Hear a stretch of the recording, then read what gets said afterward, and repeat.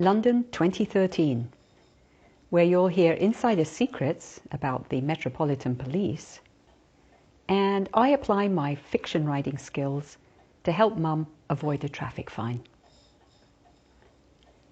Nick Clegg, Deputy Prime Minister, lives round the corner from Mum in a modest but attractive wisteria-clad house.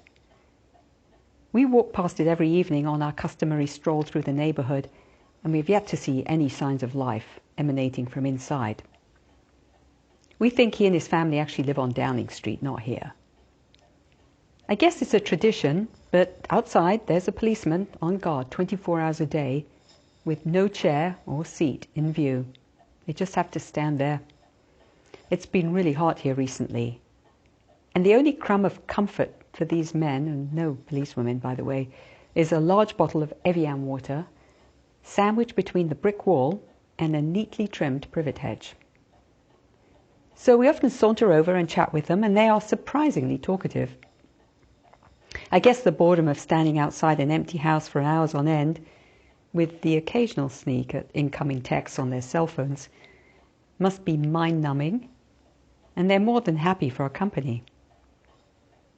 One of them told us, presumably without breaking any official secrets, that the London force was cutting back heavily on everything, including retiring officers' pensions. Apparently, bobbies are not allowed to have a union, and their professional association sounds fairly weak. Our officer told us that many of the senior police, if you can believe it, are leaving their jobs to become bus and train drivers, which, come to think of it, might explain the newfound transportation efficiencies that have impressed me so much. In any case, he said, in the old days, senior officers didn't want to leave their jobs. They loved them too much. Now, he said, they can't wait to leave. Another tidbit was that the Metropolitan Police was selling off their small police stations and centralising instead, presumably making quite a handsome profit off the real estate. Note to self, research their annual reports to find out where that money is actually going. So one task I set to this week was to help Mum get out of a £130 or about $200 fine for entering a box painted on the road when traffic blocked her exit out of it.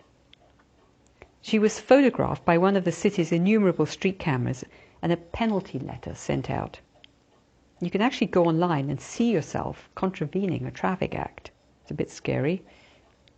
Mum explained she couldn't back up because she was blocked by cars behind her, and indeed the photo evidence did prove this point. She was also very stressed at the time, and this fee stressed her even more. I drafted a pleading letter right out of a Charles Dickens novel, and eventually deleted a line that described how she was reduced to tears at receiving the fine, thinking that might push things over the top a bit. Instead, I asked if they could please eliminate or at least cut the amount so that a senior citizen could be spared penury and be forced to give away her cats, who were her closest companions. Well, I'll keep you posted on the response, but beyond the usual no reply acceptance email we got, nothing. Then at least I managed to prevent Mum from replying with a thank you note to it.